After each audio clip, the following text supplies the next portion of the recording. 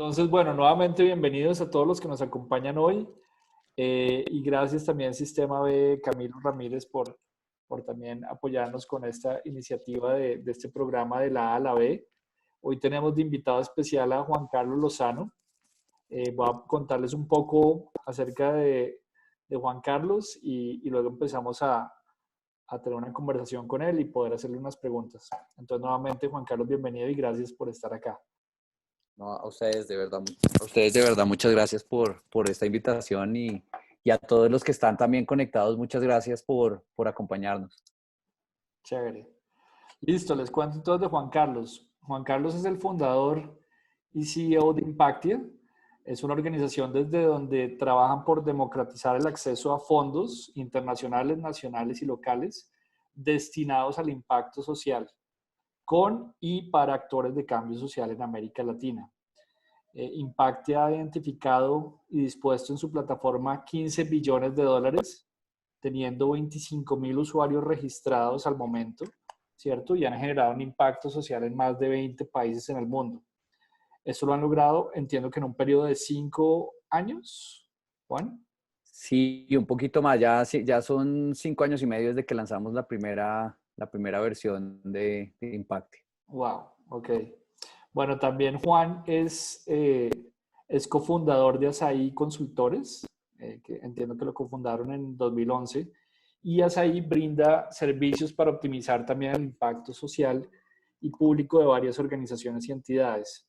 Entonces, Asaí lleva más, digamos, ha apoyado más de 80 proyectos en consultoría con entidades públicas, agencias donantes, empresas privadas y organizaciones de la sociedad civil que utilizan la innovación, los datos y la tecnología de la información como elementos claves en su fórmula.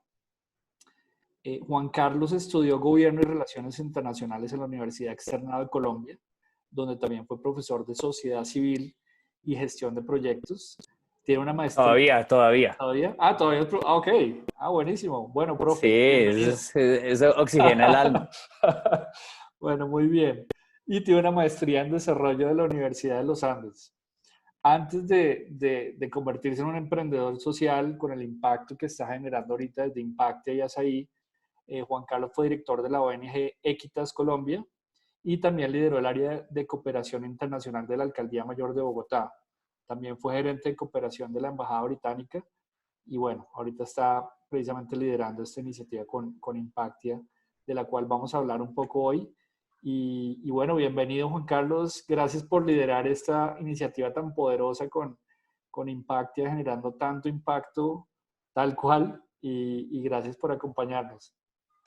Muchas gracias, ¿no? Bueno, yo creo que pues son sueños que todavía falta mucha tela por cortar, la verdad, y pues muy honrado de estar acá, de compartir con ustedes un poco lo que ha sido este recorrido, pero también desde mucha humildad, porque sabemos que todavía falta mucho recorrido para seguir generando impacto más masivo. Súper, chévere. Bueno, pues Juan, cuéntanos un poco cómo terminas, digamos, en este mundo de impacto social con este objetivo tan claro y poderoso. Cuéntanos un poco cómo es esa trayectoria y cómo llegaste a este momento en el que estamos. Pues, a ver, no quiero irme como historia patria, pero sí debo decir que yo siempre estuve involucrado en temas de voluntariado, ¿sí? También siempre tuve peluqueados muy difíciles de manejar y más en momentos de pandemia, pero todo esto, eh, la infancia siempre me acompañó bueno, entre muchas otras organizaciones, una en particular que fue CIS Internacional, y ahí como que crecí dentro de sociedad civil, dentro de un ambiente de colaboración, dentro de un ambiente de gana-gana y trabajando en ese momento en temas de educación para la paz. Desde los 13 años comencé a hacer cosas un poco más de liderazgo, y a los 18 ya estaba mucho más metido en temas de trabajo con jóvenes y gestión de proyectos, y cómo desde los proyectos se podían mover sobre todo eh, eh, sí, como los sueños de la gente, estructurados de una manera más específica, sí. Ok, muy bien. Y ahí, digamos que cuéntanos un poco la invitación para hoy. Y acá estamos, como siempre lo digo, entre empresarios B, emprendedores sociales, personas que obviamente están muy alineadas con el impacto social. Cuéntanos qué es Impactia y cómo es ese modelo que creaste con esa organización. Sí, pues un poco, porque les contaba yo como de mi adolescencia, mi infancia y demás, porque pues creo que esto, es el tema de trabajar en estos proyectos nace también muy orgánicamente. Yo creo que uno siempre lo ha tenido allá adentro y lo que es a veces difícil es encontrar desde dónde puede uno aportar y qué es lo que uno puede aportar. Cuando yo me gradué comencé a trabajar mucho en temas de cooperación internacional. Yo entré a estudiar gobierno porque quería ser diplomático y a mitad de camino me dije, no, o sea, usted no tiene la paciencia para esperar 26 años para llegar a ser embajador, para recorrer el camino tan tortuoso que con admiración digo, los diplomáticos de carrera tienen que recorrer para hacer todo ese... estarse callado incondicionalmente sin importar el gobierno por el que le toque trabajar, mejor dicho, a mitad de camino, yo eso no era ese no era mi futuro. Eh, y pues nada, trabajando primero en temas de cooperación con mucha cercanía a los temas de derechos humanos también eh, y de temas de sostenibilidad y temas de paz. Pero comencé a ver también como que había muchas imperfecciones de mercado, si se quiere. Y la maestría en su momento me ayudó mucho como a entender más los problemas sistémicos que yo estaba observando de asimetrías de información, los problemas sistémicos de ineficiencias en la adjudicación de recursos, de ineficiencias en la coordinación entre los distintos actores. Entonces, poco a poco se fue dando todo un poquito y la estocada final fue que yo entré pues a trabajar por la ciudad de Bogotá en un momento dado en donde pues yo creía que de todas maneras la institucionalidad funcionaba y todo eso y pues fueron momentos muy difíciles de corrupción para esta ciudad y salí tempranamente y ese fue como el mensaje de tiene que salir a hacer algo distinto y ahí fue donde me convertí en emprendedor social como sin haberlo planeado tanto, la verdad. Eh, y dentro de Asaí fue que comenzaron a, nacer, a darse mayor claridad. Yo no estudié nunca gobierno, no estudié nunca negocios, ni administración, ni mercadeo. Mucho menos me imaginaba que mi vida iba a tener que estar metido en desarrollar, en entender código, en saber de digital, en saber de todas estas cosas que me ha tocado aprender. Eh, pero pues ha sido un gusto y creo que si el emprendedor en últimas tiene de fondo mucha hambre por aprender y hambre por aprender de una manera distinta a lo formal. Y ahí es donde uno se puede también divertir mucho en el camino, ¿no? Oiga, algo que les iba a pedir, chévere, que a veces les digo al inicio y chévere que lo hagamos es eh, los que puedan y quieran, prendan sus cámaras un momento y pongan la vista de galería, que como decíamos el otro día es bueno en estos momentos vernos las caras y saludarnos para saber quiénes estamos acá. Eh, y bueno, saludémonos y conectémonos un momento. Ahí creo que tienes tu micrófono apagado, Juan, o... ah, se me fue, pero no sé si sea yo. ¿Ustedes oyen a Juan? No te escuchamos, Juan. Escuchamos. No. Hola, hola. Listo, Ahora sí ya. ahora No, sí. además también muy rico uno saber cuando alguien no está entendiendo lo que uno está diciendo, entonces sirve, Chévere, sirve. chévere, súper. Bueno, entonces acá ya nos vemos un poco las caras, sabemos quiénes estamos acá. Como te decía Juan, y pues todos, lo bueno es que acá estamos entre gente que compartimos ese mismo propósito de generar impacto. Podemos ser empresarios. Acá veo una gran amiga y colega cineasta, directora de cine, pero todos con una vocación de generar impacto. Entonces, chévere, bienvenidos. Entonces, Juan, nos estabas contando, ahí empieza tu vocación, un tema obviamente voluntariado, sector público, empiezas también a darte cuenta de que quieres de alguna manera emprender, ¿cierto?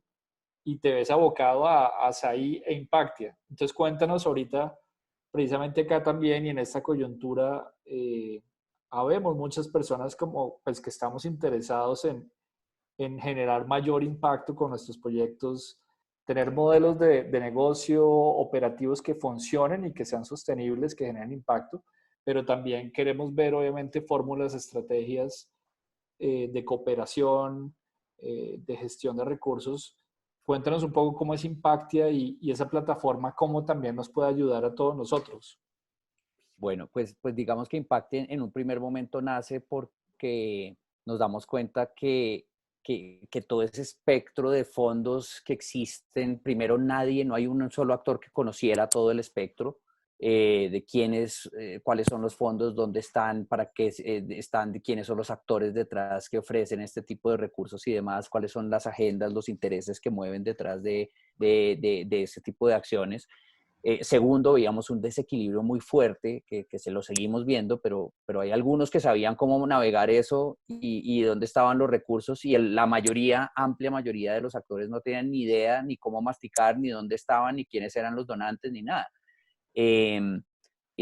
Y esto se ata hoy por hoy, pues esto está un poco más estudiado con todo, con un concepto que habla pues de un espacio cívico en reducción o que se está encogiendo eh, eh, para explicar lo que viene sucediendo con la sociedad civil y con los ciudadanos que quieren tomar acción y que cada vez la ven como más difícil. Pero comenzamos a entender nosotros que desde los recursos había, digamos, una limitación muy fuerte a la acción ciudadana y fuera una acción ciudadana con o sin ánimo de lucro, eso no importa, pero pues con el propósito de generar resultados y generar un cambio social. Eh, y esto también se ata, debo decirlo, con una preocupación de pronto personal que siempre he tenido y es cómo los latinoamericanos estamos mirando más a otras latitudes que tratando de identificar los problemas, las similitudes y las soluciones con los vecinos, siendo un mercado de 626 millones de personas que hablamos el mismo idioma prácticamente y no hay vehículos de comunicación y uno no sabe quién está haciendo y tenemos, sí, somos muy únicos, pero también tenemos situaciones muy parecidas entre todos. Entonces, Impactia, ¿qué hace? Impactia inicia por resolver este primer problema del que les hablaba, una asimetría de información. La primera versión de la plataforma hace 5 años lo que comienza a hacer es a mapear todos los días dónde está la oferta de esos recursos, a traducirlo a español para reducir esa brecha de idioma que tanto nos hace daño, digamos, y a ponerlo todo en un solo lugar. Que sea fácil para la gente, que la gente no se desgaste buscando quiénes son los donantes, cuáles son los fondos y cuántos son los fondos, sino que casi todo eso se le pueda entregar a un único esfuerzo. Hoy digo con un poco ya de orgullo, ese es un objetivo que lo logramos muy, muy bien. No hay ninguna otra plataforma que logre estos volúmenes de información, ni americana, ni norteamericana, ni de ninguna latitud para América Latina, digo. Hoy, si ustedes ingresan, van a encontrar más de 3.000 millones de dólares abiertos en convocatorias, unas 800 convocatorias que hoy están abiertas. Y todos los días actualizamos esta información con el objetivo de que esta sea una información que esté en manos de las personas y como lo decía Camilo, pues de cumplir nuestra misión de democratizar el acceso a esos fondos de impacto. La plataforma adicionalmente cumple otros roles, un segundo rol que se concentra en el análisis de datos. ¿Por qué? Porque con ese volumen de información es importante ayudarle a la gente a entender dónde ponerle el dedo, dónde ponerle las apuestas, ¿sí? Cómo fluctúan estos actores, cuál es el territorio en el cual estamos jugando. Y a través de esto, por ejemplo, nos hemos venido dando cuenta de los nuevos fenómenos que se dan a lo largo de estos 5 años, del crecimiento de la diversificación de la filantropía, por ejemplo, en América Latina, del crecimiento de la inversión de impacto, el crecimiento del número de actores dentro de inversión de impacto, de esquemas de finanzas mezcladas o blended finance, de nuevas formas de generar, digamos, canalización de recursos como la deducción de impuestos o las deudas blandas, y de toda esta innovación financiera que se está dando dentro de nuestro sector. Y una tercera función que tiene que ver entonces decíamos, uno, el acceso a la información; dos, el poder analizar y tener mejor dominio de esa información, tanto de los datos del sector como de los propios de cada organización; y tres, la formación, porque nos dimos cuenta que quien se venía ganando las convocatorias en últimas, pues no solo era porque tenía acceso a la información y porque más o menos conocía el ecosistema, sino porque sabía navegar el laberinto de cómo es que hay que llenar el formulario, de en qué momento hay que hacerlo, de cuáles son los trucos que hay que tener en cuenta para navegar ese sistema. Y pues lo que queríamos era equilibrar el terreno para que todos tengamos ojalá las mismas oportunidades a menor costo. Este es un sector, o sea, esa conexión entre proyectos y fondos tiene unos desequilibrios en este momento que son aberrantes. Les doy tan solo un ejemplo muy anecdótico. Una convocatoria popular es una convocatoria que fácilmente puede recibir unas 300, 400 aplicaciones de distintas organizaciones. Y hagan de cuenta que muchas de esas convocatorias pueden estar entregando 2, 3 millones de euros. O sea, por ahí hay alguien que quiere compartir conmigo la presentación. Ahorita se los presento. Es muy querido. Y cuando uno hace la suma de cuánto una convocatoria de esa naturaleza, a veces es muy complicada, le drena al ecosistema en cuanto a horas de consultores, horas de equipos trabajándole, armando la propuesta, llenando a veces formularios que no fueron pensados para que un humano los llene, sino para que pocas personas, no solo con muchos doctorados encima, sino con un conocimiento técnico muy específico, lo pueda hacer.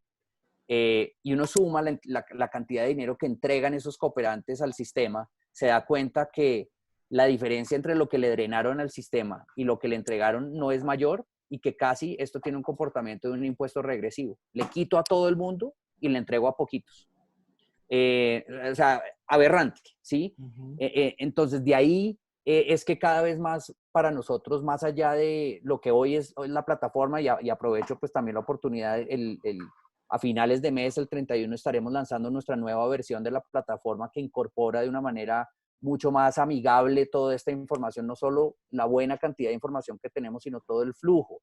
Y ahorita les puedo contar un poquito más de esto, pero en ese proceso también lo que nos estamos dando cuenta cada vez más es que la necesidad está de resolver problemas sistémicos que vienen del donante también. ¿Sí? El donante genera muchos de estos problemas que nosotros estamos viendo que nuestros usuarios sufren. No solo por la manera como estructuran las convocatorias, no solo porque a veces se demoran 9 meses en un proceso de seleccionar a quién se le van a entregar los recursos, y 2 meses en donde le dicen al ganador tiene que ejecutarlo en 2 meses esto. Es decir, hay muchas cosas que pulir ahí. Entonces cada vez nos pensamos más en torno a las posibilidades de darle ingreso dentro de la misma plataforma a los donantes, y ese es un poco el futuro hacia el cual estamos aplicando, con el ánimo de poder crear una especie de marketplace de inversión de impacto social, aprovechando ya la masa crítica de organizaciones y la comunidad que tenemos. Wow. Eso es una descripción un poquito de lo que hoy hacemos y hacia dónde nos estamos dirigiendo. Ok, buenísimo. Y ahorita decías precisamente que obviamente uno de los objetivos y la propuesta de valor era democratizar, obviamente, equilibrar esa balanza. Entonces, efectivamente, yo lo he vivido en carne propia. Estoy seguro que muchos acá de organizaciones sociales, empresas sociales, empresas B, también pueden tener un imaginario o quizás un mito de que, bueno, esa plata ya está destinada para una organización, o mi organización es muy pequeña para aplicar, ya digamos que están los grandes que siempre, digamos, son quienes se llevan esos recursos, o la otra noción de que quizás participan muchos y no es fácil ganar una convocatoria. ¿Cómo, digamos, cómo nos responderías como esos 3 mitos? ¿Qué nos puedes decir ahí? La pregunta está muy buena porque creo que una de las cosas que recientemente nos hemos dado cuenta es que pues nosotros, parte de nuestro trabajo tiene que ver con ayudar a restablecer la confianza en este tipo de fondos y en este tipo de cooperantes. Creo que lo que uno ve es que se ha debilitado muchísimo la confianza en la cooperación internacional y en las convocatorias en general. No es poco generalizado, digamos, ese tipo de preguntas, de creencias de que hay mucho dedo de por medio, de que se asigna a dedo las cosas, de que siempre se ganan los mismos los fondos. Y yo creo que, pues, digamos, nuestra lectura es que no es una lectura como de que hay corrupción y de que hay entrega a dedo de los fondos, pero sí de que hay una falta de user friendliness, de user experience dentro de todo el esquema. Esto es un sistema que no está pensado para el beneficiario, está pensado para el donante, ¿sí? Está pensado desde las lógicas de la burocracia, está pensado desde las necesidades de los recursos o del origen de esos recursos, sino pensado en que esto tiene, poniendo al beneficiario final de todas estas intenciones en el centro de la discusión. Y si uno pusiera ese beneficiario en el centro de la discusión, se da cuenta que es indispensable ponérsela fácil al ciudadano que está buscando tomar acción, no ponérsela difícil, no tecnificar en exceso, sino tener una visión un poco más incluyente de cómo se hacen y cómo se entregan y siendo más consciente del costo de demorarse en la entrega de los recursos. Entonces, de la mano con eso y de la mano con que tienen que haber cambios también ahí, nosotros también comenzamos a hacernos la pregunta hace 2 años sobre la base de los datos de quiénes eran, mejor dicho, qué nos diferenciaba, qué diferenciaba a alguien que moviliza recursos en una organización de alguien que moviliza recursos, perdón, que vende automóviles en un concesionario. ¿Sí? Porque en últimas, el señor que vende automóviles en un concesionario no tiene el control de que alguien le compre los vehículos y de cumplir las metas, así como tampoco lo tiene el movilizador de recursos en una organización o en un emprendimiento social, ¿sí? Y nos dimos cuenta que, a diferencia del concesionario, pues digamos, cómo funcionan las organizaciones en gran medida, las organizaciones sociales y también los emprendimientos frente a recursos no reembolsables, es que casi que prenden el motor de mercadeo. O sea, es como si un concesionario dijera, no, sabe que en enero y mitad de febrero vamos a ponernos a hacer mercadeo y el resto de meses pues vamos a esperar a ver qué pasa. Así funcionamos, ¿sí? No tenemos procesos sistemáticos de estar generando leads, de estar midiendo cuántas convocatorias estamos presentando. O sea, ni siquiera muy pocos manejan el índice de éxito de saber cuántas presenté este año y de esas cuántas me salieron. Entonces comenzamos un proceso como de ayudar y acompañar a las organizaciones a tecnificar, digamos, a profesionalizar un poco más la manera como se acercan a esto para que sea más fácil y más sistemático, y nos comenzamos a dar cuenta de errores que se estaban cometiendo a lo largo y ancho. ¿Sí? Errores muy comunes como que la gente formula el proyecto a raíz de la convocatoria que le llega. Entonces uno no planea primero, cuáles son los 3 proyectos o los 2 o el único proyecto al que quiero implementar el próximo año, a qué le quiero meter la ficha, lo formulo y después lo presento en la cantidad de aplicaciones que me generan, sino yo parto del supuesto que no hay suficientes aplicaciones, es un supuesto erróneo como nuestros datos lo demuestran. Y por ese lado es que le hemos dicho a la gente, mire, paso 1 es tenga claro qué es lo que usted quiere hacer, cuál es el proyecto, cuál es la iniciativa, cuál es el tipo de impacto, en dónde lo quiere llevar a cabo, cuáles son las actividades que eso involucra y demás. Y cuando lo tenga formulado, ese 1, 2 o 3 proyectos máximos en los que quiere, ahí sí salga a buscar los recursos y ahí sí sea selectivo, ¿sí? Y comience a armar un embudo. Esto funciona, esto es mercadeo, en últimas, ¿sí? Yo necesito poder salir a buscar, a generar X número de leads para poder, sobre la base de esos leads, aplicar a X número de convocatorias al año, para que de esas convocatorias, un porcentaje yo pueda asegurar que me sale, ¿sí?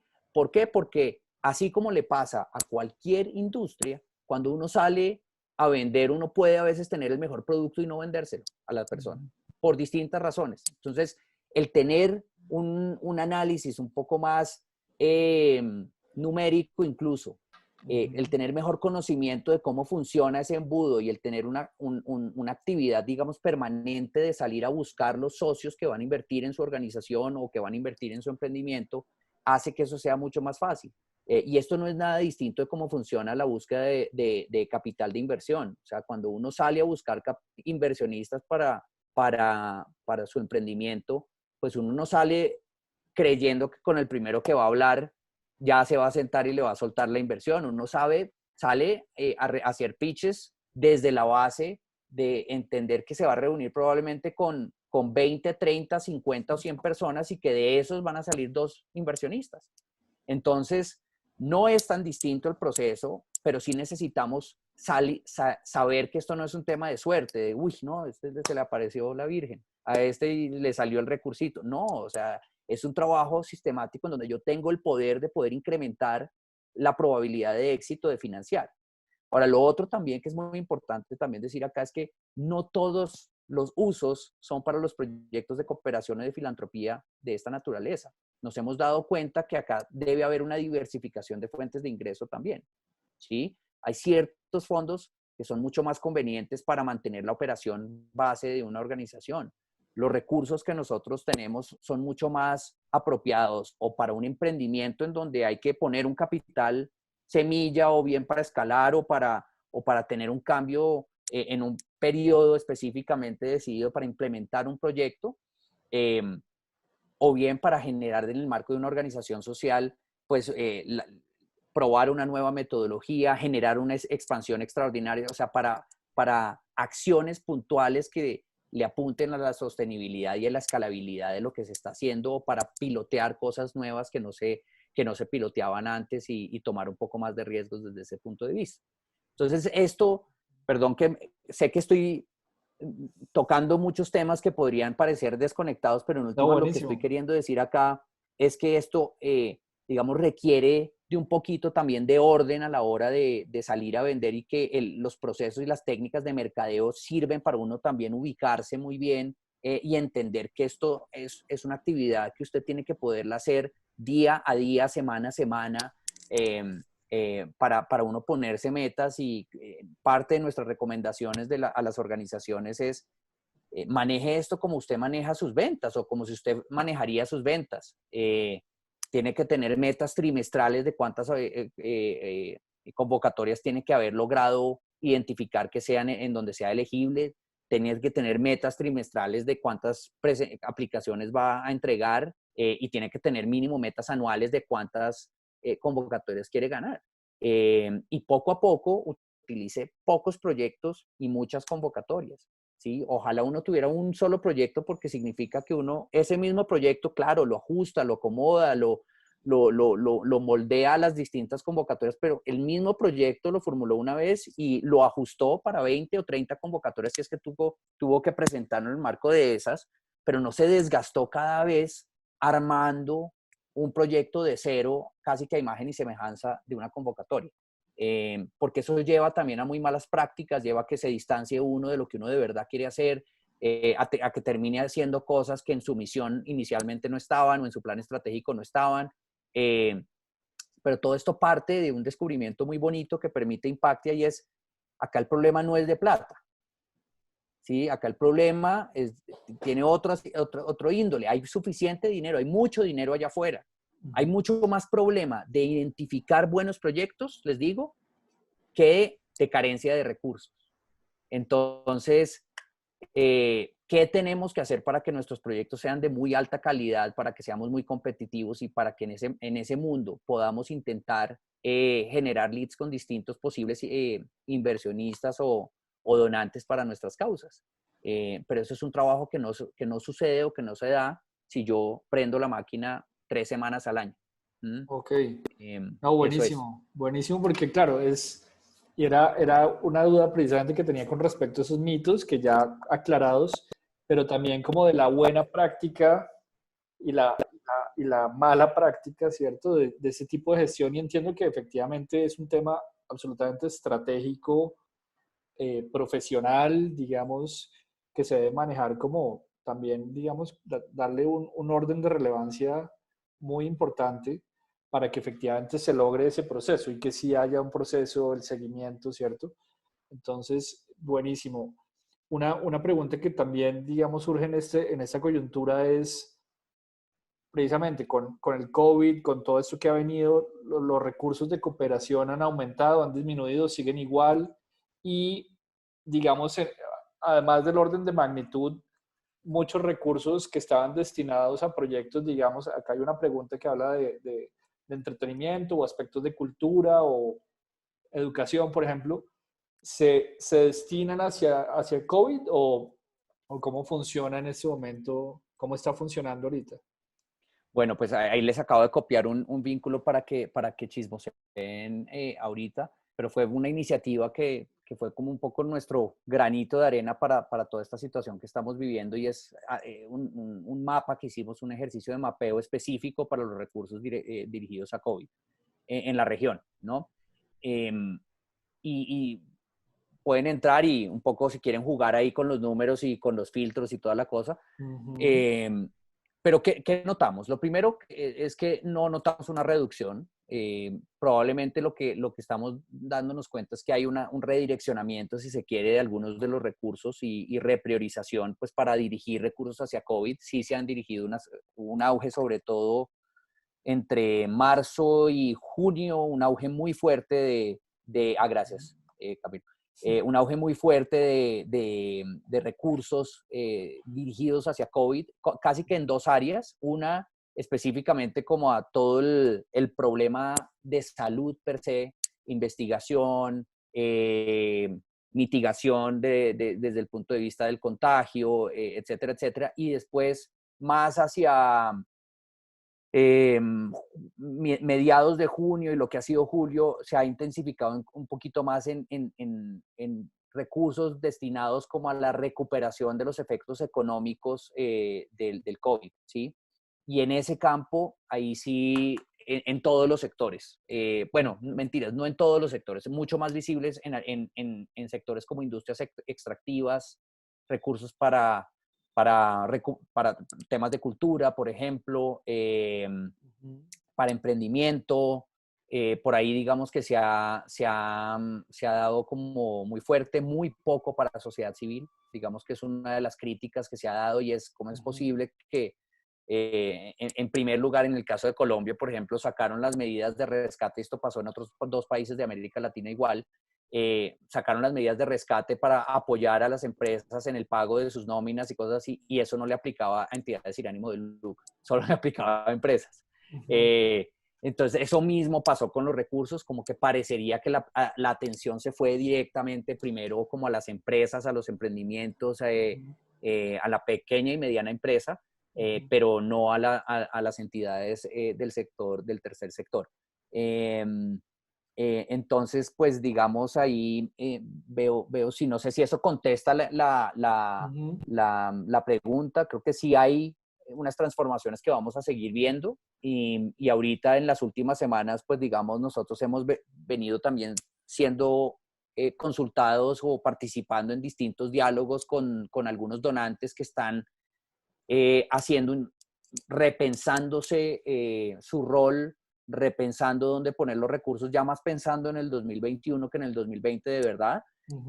pero sí hay un cambio, digamos, en dónde poner los recursos y sí esperamos, no sabemos cuál va a ser, pero sí va a haber unos cambios de agenda y de intereses. Eh, y sí, yo creo que O- eso es básicamente lo que diría frente al COVID. Ok, No esperamos una reducción de esos recursos, ok. en realidad. Y otra pregunta también es, digamos, este proceso de aplicación, ¿cierto?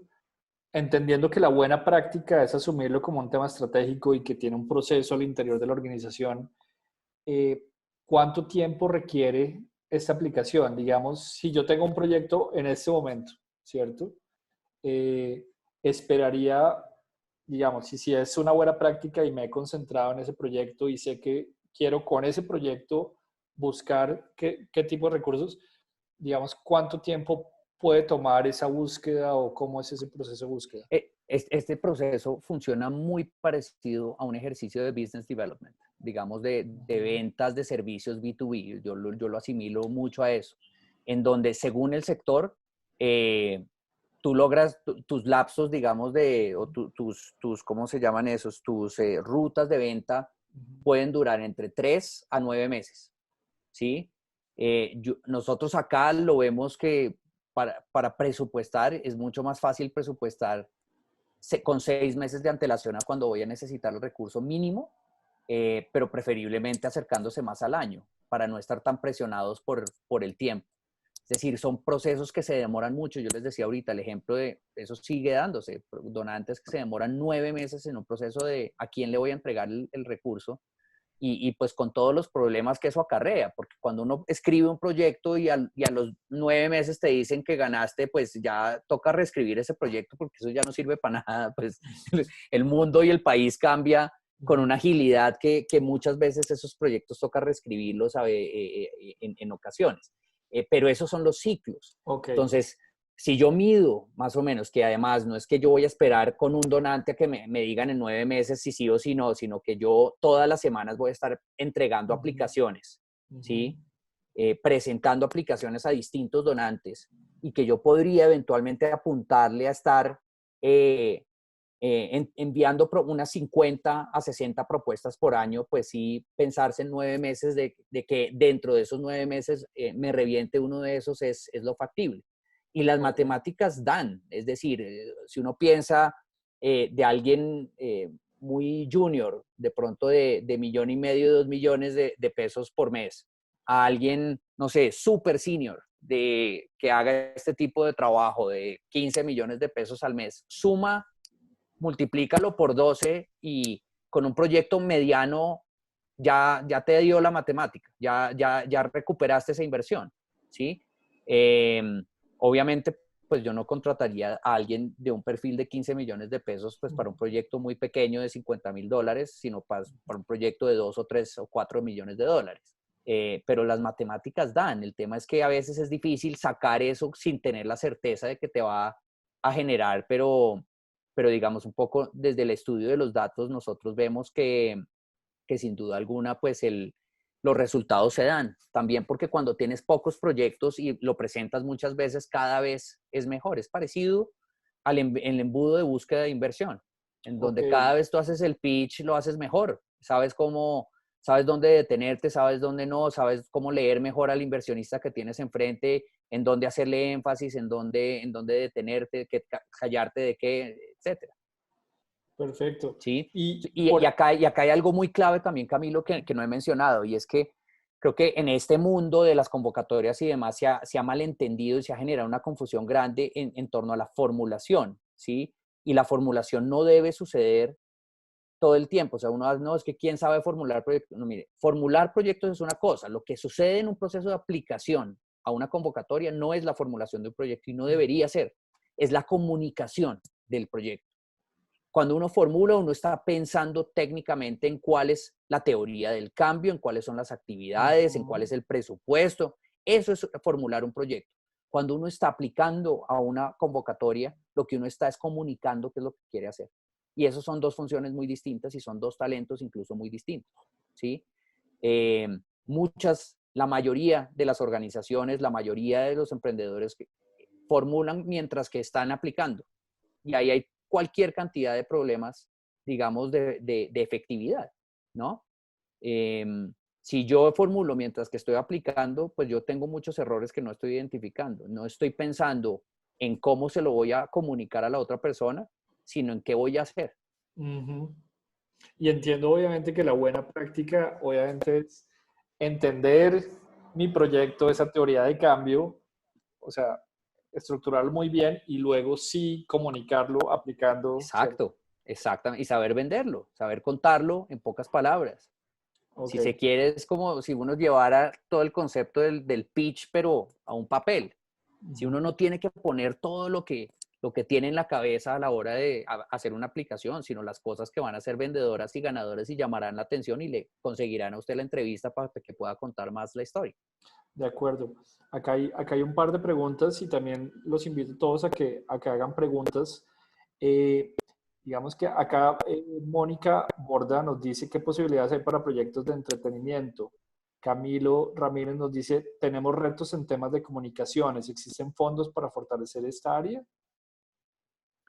Entonces, frente a los temas de culturales, como les decía, en el marco de COVID salieron algunas cosas desde gobiernos locales, desde gobiernos, desde el gobierno nacional.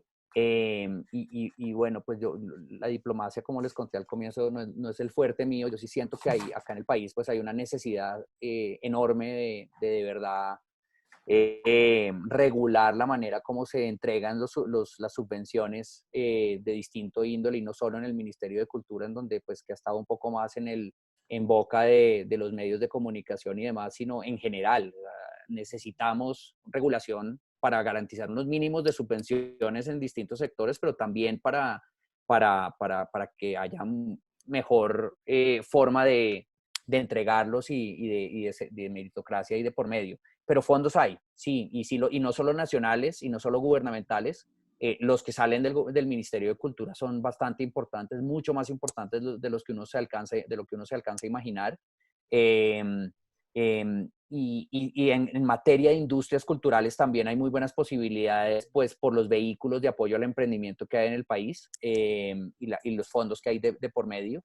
Pero también desde afuera, no tanto de cooperantes tradicionales. Los cooperantes Ok, tradicionales no le apuestan a este tipo de iniciativas necesariamente, a menos de que sea en el marco de otros objetivos. Entonces ahí ha sido muy ganador, por ejemplo, organizaciones que han presentado propuestas culturales, pero para trabajar en el marco de procesos de construcción de paz, o de cambio climático, porque resulta muy innovador la aproximación cultural. Y un ejemplo pues, de quienes hacen cosas así ha sido la Fundación Prolongar, por ejemplo, que utilizan distintas manifestaciones culturales como un vehículo de construcción de paz. Entonces ahí ellos no aplicaron a convocatorias de cultura ni de danza, sino claro, aplicaron a una convocatoria de construcción de paz, ok, proponiendo una alternativa cultural a ello. Y esa ok, es una buena estrategia para implementar para este tipo de proyectos. ok. Acá hay otra bueno, lo de comunicaciones, digamos también en el área de comunicaciones existen esos fondos para fortalecer esta área. Yo quisiera entender un poco más como core funding el funcionamiento de comunicaciones como tal. Exacto. Sí, como el Yo creo área que de sí, comunicaciones. sí. Miren, hay que entender cómo vende uno también las iniciativas, pero creo que en el marco de incidencia no, hemos notado, nosotros publicamos el año pasado, tal vez, o antepasado, ya no me acuerdo, no, pasado, un informe sobre el estado de acceso a recursos por parte de organizaciones sociales en toda la región. Lo publicamos junto con Civicus, que es una organización global que sigue ese tema. Y nos dimos cuenta que, infortunadamente, para temas como advocacy, o mejor dicho, cabildeo, Ujú. activismo y demás, son muy escasos los fondos. ¿Sí? Nosotros, dentro de esa muestra, de ese estudio, que fueron $6.000 millones, solo el 3% se enfocaron en ese tipo de actividades. Entonces, con esto digo, pues sí, fue solo el 3%, pero pues multiplique 3% por $6.000 millones, y pues no son montos despreciables tampoco, pero sí definitivamente pues no es mainstream como apoyo al emprendimiento, innovación, tecnología, etcétera, etcétera. Ok. Y acá otra pregunta. Mi novia acá al lado mío pregunta si hay recursos para proyectos de educación socioemocional.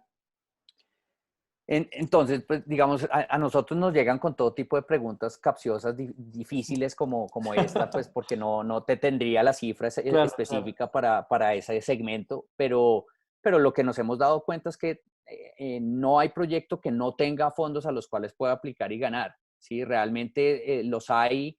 Solo el año pasado identificamos $7.000 millones, y que publicamos en más de 2.600 convocatorias distintas. Entonces, cuando uno tiene esos volúmenes de información, pues se encuentra un poco para todo. El tema sí es encontrarle la comba al palo, como decimos Ujú, nosotros, un ujú. poquito. No creo que vaya a ser mucha la cantidad de convocatorias que te digan así para proyectos de Claro. educación socioemocional, pero sí en el marco de convocatorias amplias o de de temas educativos, de cambio cultural, hay que encontrar ahí un poco más. De pronto uno le encuentra que hay muchas formas de convocatorias en donde sí es elegible un proyecto de fortalecimiento de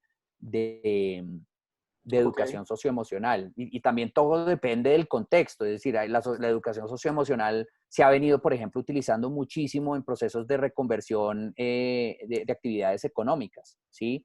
En donde se ha identificado que es indispensable ese tipo de educación para que la gente no solo tenga habilidades técnicas, sino también habilidades blandas para insertarse en nuevos mercados, responder a nuevas realidades de mercado, nuevas industrias, etcétera, etcétera. Entonces, ahí hay que entender no lo he dicho, yo creo que el gran reto cultural es salirse del mindset de que no hay recursos para mí, sino entender pues también cómo es que yo aprovecho cuando hay una oferta tan grande de 7.000 millones de dólares de la cual yo puedo pues entrar a tratar de tener acceso a un pedazo. No creo que todos necesitemos 1 millón de ahí, pues de pronto lo desearíamos, pero se puede comenzar con otros montos también. Ok, bueno, y acá hay otra serie de preguntas como muy asociadas y alineadas con lo que estabas diciendo. Entonces, Valentina López pregunta eso, como universidad privada ha sido muy difícil conseguir fondos, ¿qué nueva estrategia podríamos emplear? Creo que es como muy en la línea de esto, de entender, pero no sé si tienes Sí. alguna sugerencia en términos de universidad, de Sí, en educación. términos de universidad, sin duda alguna, pues nosotros tenemos varias universidades en el continente que son usuarios pro nuestro también, porque precisamente la universidad en la región se ha dado cuenta que a punta de matrículas no puede hacer investigación y que para subir en los rankings de universidades y salir mencionado en los titulares de los periódicos, pues se necesita invertir en investigación. Y acá, pues digamos, eso ya está bastante inventado. Por un lado, creo que las universidades europeas y de Estados Unidos pues se han dado cuenta que hay que hacer fundraising por un lado, de filantropía, perseguir filántropos, perseguir millonarios para que de pronto a cambio del nombre de ponerle su nombre a un edificio, pues se pueda apoyar muchas iniciativas de investigación y cosas así. Pero en el caso de América Latina, pues un vehículo muy importante es la investigación aplicada, ¿sí? Porque además responde a la crítica que se le tiene a la universidad, y lo digo pues por también mi vida de académico corta de solo 4 años, pero que disfruté mucho, y es que uno nota que la academia se le critica mucho que está muy alejada de la realidad y la solución de los problemas del país, con sus distintos bemoles, por supuesto, pero pues ahí hay 2 retos grandes, eso sí, y es que los overheads de las universidades colombianas son muy, muy altos. Normalmente están oscilando entre los 30 y 35% de cada, digamos, dólar recibido se va en overhead, y eso es algo pues que resulta intolerable para la mayoría de fondos grandes. La Unión Europea creo que tiene flexibilidad entre el 5% y el 8%, un 35% pues sí, es intolerable para ellos. Entonces los descalifican muchas veces por eso, pero resuelto ese problema interno de las universidades, muchas de las investigaciones, muchos de los proyectos de outreach de las universidades podrían ser financiados a través de este tipo de fondos. Ok, y aquí hay otra pregunta de Alejandra Bonito. Es el momento de registrarse. ¿Ustedes ayudan a mejorar las aplicaciones como retroalimentación, de cómo mejorar el insumo de información? Sí, sin duda alguna, pues hoy me mandaron además con un bono, y es que vamos a darle a los asistentes de acá pues un descuento muy especial si quieren entrar en la plataforma de prelanzamiento, porque como vamos a lanzar una nueva versión, pues también como queremos hacerlo fácil para la gente poder tener acceso a todo. Pero más allá de eso, más allá de decir que sí es el momento de registrarse, pues ya les hablé de las cifras que tenemos colgadas hoy, no hipotéticamente, no mañana, sino hoy. Creo, algo que es clave es que nosotros nos dimos cuenta que las organizaciones con la información sola no podían llegar muy lejos, ni los emprendedores, ¿sí? Porque necesita uno la confianza, a veces el empuje, a veces el coaching que le permita a uno, digamos, poner las ideas en su lugar tener también como el núcleo de apoyo para sentirse contagiado positivamente de un proceso que en donde no es un one-off, que uno se la metió, lo hizo súper bien y la sacó adelante, no, puede requerir que lo tenga que hacer 4 veces muy bien para que la saque adelante.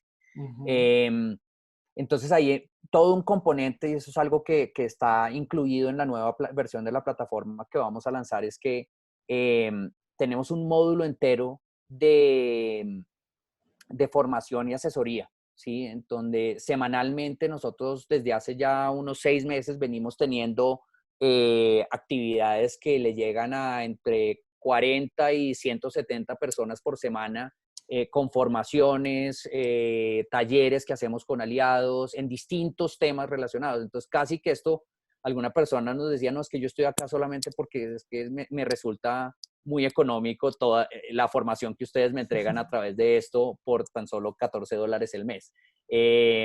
Entonces sí hemos fortalecido mucho todo este tema como de acompañamiento, de formación en temas técnicos, de cómo funciona el proceso, trucos para hacer un mejor presupuesto. En este momento tenemos, por ejemplo, abierto un curso de monitoreo y evaluación de proyectos que no toca pagar nada, solo ser miembro pago de la plataforma y con acceso a profesores de calidad de posgrado. Y también esto lo hemos ido combinando con actividades de asesoría.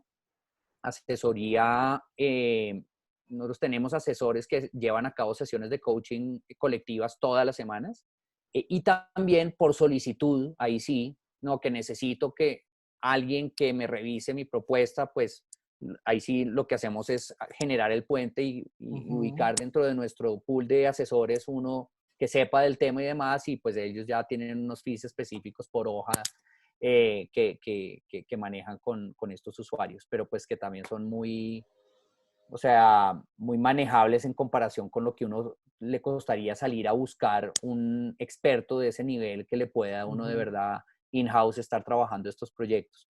En general, lo que ustedes se dan cuenta, si somos una empresa social, somos una startup social, tenemos que tener un modelo financiero detrás para que podamos seguir existiendo, pero nuestra misión está dirigida a que esos gastos que las organizaciones hoy incurren, porque hoy se gastan el tiempo, puede que no contraten el consultor, pero se gastan los tiempos y por ende los costos en hacer este tipo de cosas se reduzcan para que las organizaciones se puedan dedicar al core de sus estrategias, de sus actividades, a que ojalá lo primero en lo que tengan que pensar organizaciones y emprendimientos no es de dónde saco la plata, sino cómo es que logro generar el impacto. Y ese es un poco todo este tipo como de acciones de tratar de reducir esos costos de transacción que hay inmersos o ocultos en este sector. Chévere, Juan. Obviamente acá hay más preguntas. Yo creo que de hecho hay muchas preguntas y queremos profundizar más. Quizás y con todo el atrevimiento del caso, en algún momento tal vez quisiera como, lo voy a decir a las personas que tienen preguntas en este momento, si me pueden escribir a mí, yo las filtro y si se las puedo pasar a Juan Carlos para compartirlas luego con todos ustedes, porque yo creo que es muy valioso para todos los que estamos acá esta información. Eh, entonces, pues buenísimo. Y ya por último, Juan, faltan 5 minutos para las 6 y nos gusta ser súper puntuales con el tiempo de la gente. Eh, por un lado, ¿qué visión tiene con Impactia, cierto? Obviamente sabemos lo que hace y tienen, obviamente, un objetivo clarísimo de democratizar ese acceso, pero hacia dónde se ven más adelante con Impactia y también qué nos recomienda a todos los que estamos en este lado, desde empresas sociales, ONGs, generando ese impacto. Sí, gracias, y gracias a todos porque me parece también muy interesante y que si quieren podemos continuar la conversación también, sacar otro ratico en otro momento. Buenísimo. Sí, porque están Muy haciendo chévere, sus preguntas. pues lo podemos hacer con aquellos interesados. Miren, yo creo que en cuanto a la visión, la visión inmediata es que de acá antes de terminar el año, pues logremos generar un poco más de viralización dentro de la plataforma. queremos que todo aquel que trabaje en una actividad que genera impacto social esté en nuestra plataforma, ¿sí? Porque ahí es donde se puede estar conectando con otros en otros países incluso que tienen actividades similares, porque ahí es donde pueden estar enterados de lo que está pasando, porque ahí es donde pueden estar siendo formados y actualizándose, y porque no les falte el acceso a las oportunidades que el mercado ofrece, ¿sí? Em, entonces, nuestra apuesta con esta nueva versión de la plataforma es que sea cada vez más fácil y que le ayude a acompañar de la mano en todo el proceso. Eso es algo, creo que es lo principal que tiene esta versión, y es que ya no se enfoca solo en la búsqueda de la convocatoria, sino en todo el proceso. Ustedes van a ver que el ingreso en la nueva plataforma pues tienen la posibilidad de entregar más información en cuanto a sus necesidades, de manera tal que nosotros o los algoritmos ayudan a sugerirles a ustedes de manera automática, perdón, las convocatorias en donde van a ser más relevantes. Entonces todo arranca por un creador de proyectos en donde además se les acompaña paso a paso para que alguien que no sabe de marco lógico pueda escribir un concept note a través de esa herramienta. Introduciendo los proyectos, cruzamos la información de convocatorias vigentes con la de esos proyectos, con la de su perfil, para entregarle unas recomendaciones. Le ayudamos a que la búsqueda sea mucho más fácil. Entonces, eso es como un tercer paso. Ahí sí busque. Si usted ya tiene claro qué quiere buscar, qué quiere ejecutar, ahí sí busque. Y después de haber encontrado algunas convocatorias que le suenan, hemos creado una especie de CRM, de pronto guardadas las proporciones, pero como de pipeline, donde usted puede organizar su trabajo, en donde selecciona cuáles son las favoritas, las lleva y las pone en una lista, y de esas favoritas se las asigna al proyecto para las cuales usted cree que van a ayudar a financiar, y va creando el pipeline y le vamos sacando las métricas de cuántas metió en favoritas, cuántas aplicó, cuántas ganó, y eso significa qué tipo de márgenes de efectividad en ese proceso en cada uno de los periodos. Y eso acompañado pues del módulo que les decía yo de formación, y en donde pues van a encontrar qué es lo que viene en las próximas 8 semanas en materia de cursos, de masterclasses, de asesorías, de coaching, de encuentros de networking con el resto de miembros de la comunidad, etcétera, etcétera. En el mediano plazo queremos tocar de frente el lado de los donantes y los inversionistas.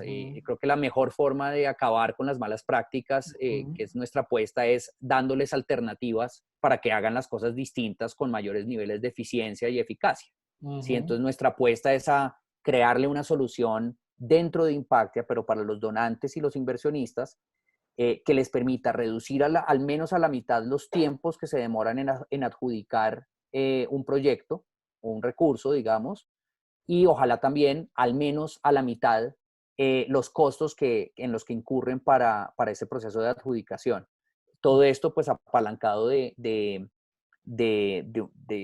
tecnología y de los conceptos de marketplace. Si están todos allí en el mismo lugar, y si una organización o un emprendimiento solo tiene que colgar una vez su proyecto, y de ahí permitir que varios donantes vean su proyecto y no estar armando convocatorias en formularios distintos cada vez, o sea, ahí vamos como que mejorando el funcionamiento de cómo conectamos los proyectos con los fondos, cómo lo logramos de una manera más ágil y mucho más profunda también. Y esa es la visión de mediano plazo. Entonces, dentro de esa visión, pues, el próximo año vamos a estar saliendo ahora ojalá levantar recursos para una serie A. Y cerramos el año pasado en diciembre una ronda de inversión mixta con capital de inversión de impacto mezclado con no reembolsables. En diciembre, que fue una ronda semilla, y la idea es abrir una serie A el próximo año, o cerrar más bien una serie A el próximo año, que nos permita ya entre 21 y 22 estar lanzando el marketplace. Buenísimo. Wow. Suena genial ese marketplace. Entonces, Sí, qué buena visión, y obviamente que nos va a ayudar a todos nosotros. Entonces, buenísimo, Juan, y felicitaciones por eso que están haciendo. Es una forma propositiva de cambiar el comportamiento de los donantes. No va a suceder de ninguna otra manera, y ahí vemos que los filántropos creo que son nuestra apuesta, que sean los primeros en ayudarnos a cambiar algunas de esas maneras y a entusiasmar a los donantes más tradicionales a que funcionen de una manera más ágil, menos traumática para la gente. Chévere. Chévere, pues nuevamente Juan, muchas gracias por todo este tiempo y obviamente por todo ese insight que nos das con este tema que es súper relevante para todos nosotros, para efectivamente poder seguir cumpliendo nuestro propósito y generar más impacto. Entonces, en verdad que muchas gracias. De nuevo, vamos a ver si podemos tener otro espacio con algunos de ustedes que estén muy interesados en profundizar en la plataforma.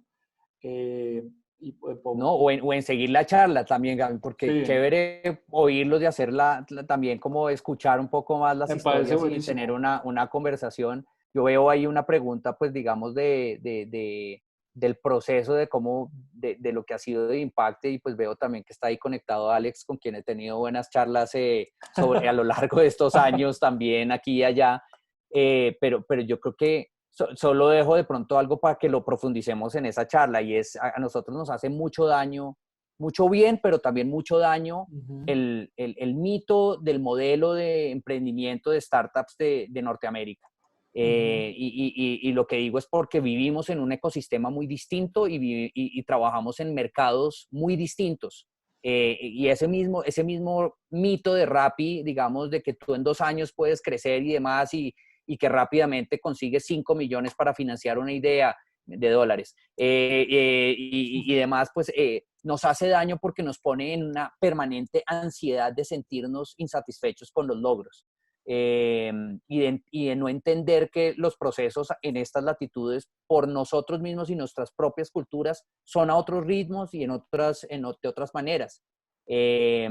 Y bonito ver de pronto en la historia de Mercado Libre, la publicaban en estos días, la empresa más valiosa de todo el continente, eh, y tomó 20 años en armarla, ¿sí? Y tomó 20 años con muchos sufrimientos y con muchos riesgos de terminarla aquí y allá, y varios pivots. Esa es la historia, ese es el tipo de modelos que yo sí creo que vale la pena tener más como presentes en la construcción de emprendimientos, y más aún de emprendimiento social en América Latina. Pero hablemoslo después. chévere, no, buenísimo, porque sí me parece muy valioso lo que propones, como de aquí algunas personas que estén muy interesadas en que haya más, una conversación más activa con preguntas de todos. Entonces voy a organizarlo, hablar con Camilo Ramírez y lo organizamos. Entonces, chévere. Súper, Juan, muchas gracias y como siempre, chévere poner de nuevo la vista en galería y prender las cámaras y vernos las caras y agradecernos y despedirnos. De acuerdísimo, y pues de verdad con mucha gratitud de por medio, por supuesto. Creo que Cata, que está ahí conectada, va a colgar un link para que pues haya valido la pena también que ustedes hayan ingresado acá y nos hayan regalado de su tiempo y de sus preguntas y de su atención, y compensar eso un poquito con un detalle de nuestra parte, para que ojalá se hagan socios de impacto y de esta comunidad. Hey, chévere, Juan, y muchas gracias. Súper bonito. Entonces, bueno, no, muchas gracias a todos.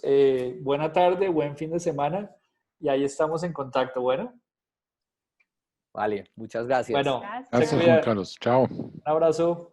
Muchas gracias.